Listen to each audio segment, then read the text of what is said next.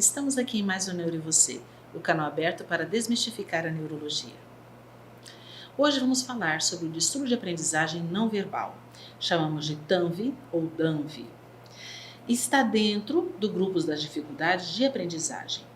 O DANV ele é definido atualmente como a dificuldade de processar a informação que não seja verbal.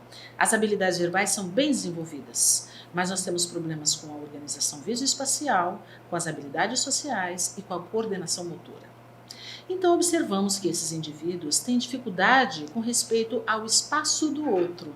Pela dificuldade da coordenação, eles estão sempre se movimentando muitos braços, acaba batendo no coleguinha ao redor sem querer. A grande dificuldade no aprendizado ao ler, e é mais fácil aprender pela rota verbal, ou seja, alguém lendo para ele é muito mais fácil para ele aprender, porque é difícil para ele manter as lembranças visuais. Assim como no TEA, no transtorno do espectro autista, esses indivíduos têm dificuldade também em perceber as expressões faciais e entender as pistas perceptivas. Com relação às comorbidades, frequentemente o DANV está associado à ansiedade e depressão, e de forma menos frequente também pode estar associado ao TDAH.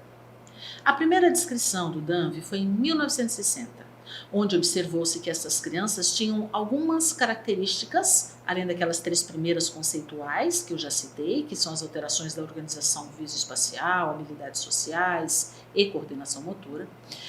E essas crianças também têm alteração da percepção. Para essas crianças é mais fácil observar o detalhe do que o todo. Dificuldades em processar e decodificar os gestos. Atraso do aprendizado motor, por exemplo, usar tesoura, tá? Para eles é difícil, eles são descoordenados, desajeitados.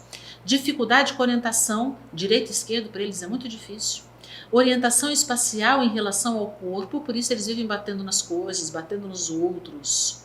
Posteriormente, adicionou-se ao quadro descrito também a dificuldade na percepção social, a dificuldade em monitorizar e regular a sua própria atenção. A parte visual está prejudicada para receber, processar e memorizar as informações, por isso que ele aprende melhor pela rota auditiva, né? Alguém lendo para ele aprende melhor. Há uma falta de prosódia, assim como o TEA. Ou seja, são crianças que têm, em geral, uma fala monótona, monocórdica, assim como a gente vê no transtorno do espectro autista, naquilo que a gente chamava de Asperger. Grande dificuldade na matemática, na leitura, na escrita, essa última pela dificuldade da coordenação. Déficits sociais, com prejuízo na percepção e interação social. E quando a gente faz a avaliação do QI, a grande desproporção entre o QI verbal, que neles é muito bom, e o QI da performance motora. Antes, inclusive, essa desproporção era considerada um dos marcadores, mas infelizmente para os neuropsicólogos, hoje caiu por terra esse marcador. E quais são as habilidades dessas crianças que têm o TANV ou DANV? Bom, eles são melhores em esportes individuais, eles têm excelente memória auditiva e linguagem verbal, eles têm boa leitura, boa habilidade literária, eles têm boa atenção, boa memória mecânica, têm maior atenção aos detalhes, eles seguem bem orientação sobre rota verbal.